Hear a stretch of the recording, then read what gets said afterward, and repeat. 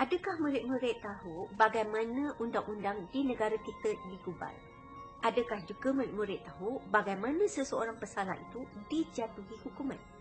Dalam konteks kerajaan Malaysia pada hari ini, undang-undang digubal oleh Parlimen.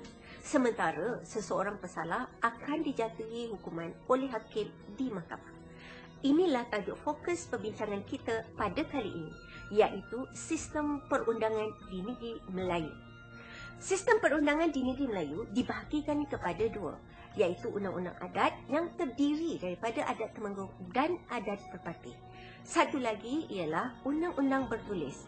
Antara undang-undang bertulis yang terkenal ialah Kanun Melaka, Undang-Undang Laut Melaka, Undang-Undang Pahang, Undang-Undang 99 Perak dan Undang-Undang Kedah. Fokus perbincangan kita pada kali ini adalah berkaitan dengan undang-undang adat, iaitu adat Temenggung dan juga adat Perpati. Di manakah asal-usul adat ini? Adat Temenggung berasal daripada Palembang, Sumatera. Sementara adat Perpati berasal dari Pagaruyung, juga Sumatera. Pengasas adat Temenggung ialah Datuk Ketemenggungan, sementara adat Perpati diasaskan oleh Datuk Perpati Nan Sebatang.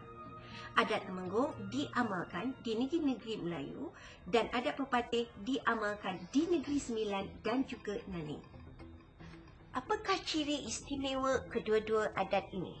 Walaupun adat ini diasaskan oleh dua adik-beradik, setiap satunya mempunyai perbezaan. Kita akan bincangkan 5 perkara yang menjadi intipati kepada ciri istimewa dalam kedua-dua adat ini. Yang pertama, berkaitan dengan sistem pentadbiran. Adat Temenggung mengamalkan sistem autokratik, di mana kuasa terletak di tangan raja ataupun sultan.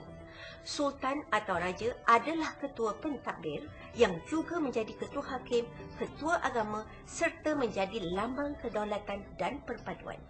Sementara di dalam adat Perpati pula, kita dapati sistem politik dan pemerintahannya mengamalkan sistem demokrasi, di mana kuasa setiap satunya terletak dalam setiap lapisan dan kuasa pembesar dari bawah hingga ke atas.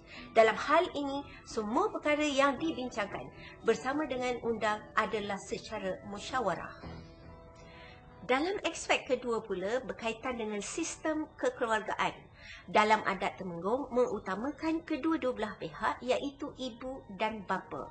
Namun mengikut hukum syarak, keluarga lelaki adalah diutamakan dan jurai keturunan adalah mengikut sebelah bapa. Sebaliknya, dalam adat Perpati pula, keluarga sebelah ibu diutamakan dan jurai keturunan atau suku adalah dari sebelah ibu. Uniknya, di dalam adat Perpati, setiap suku anggotanya dianggap bersaudara. Aspek ketiga pula adalah berkaitan dengan sistem perkahwinan. Dalam adat Temenggung, perkahwinan adalah mengikut hukum syarak. Berbeza pula dengan adat Perpati, di mana setiap anggota suku dilarang berkahwin antara satu sama lain. Aspek yang keempat adalah berkaitan dengan pembagian harta pusaka. Dalam adat Temenggung, harta pusaka akan diberi keutamaan kepada sebelah lelaki. Ini ada kaitan dengan tanggungjawab seorang lelaki yang lebih besar berbanding daripada perempuan. Sebaliknya, dalam adat Perpati pula, pembahagian harta pusaka diutamakan bagi sebelah ibu. Ini kerana harta pusaka adalah warisan suku bagi sebelah ibu. Yang akhir sekali adalah berkaitan dengan hukuman. Dalam adat Temenggung, kita dapati hukuman adalah bersifat pembalasan. Sementara di dalam adat Perpati, kita dapati hukuman adalah bersifat pemulihan. Dengan hukuman itu, adalah dijangkakan pesalah tidak akan melakukan atau mengulangi perbuatan dan kesalahan mereka.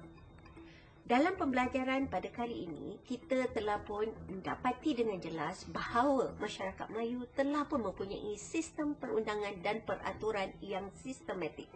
Malah, apa yang kita dapati, undang-undang adat yang kita telah pun jelaskan, iaitu adat Perpati dan adat Temenggung, telah berjaya mewujudkan keamanan dan kesejahteraan hidup masyarakat.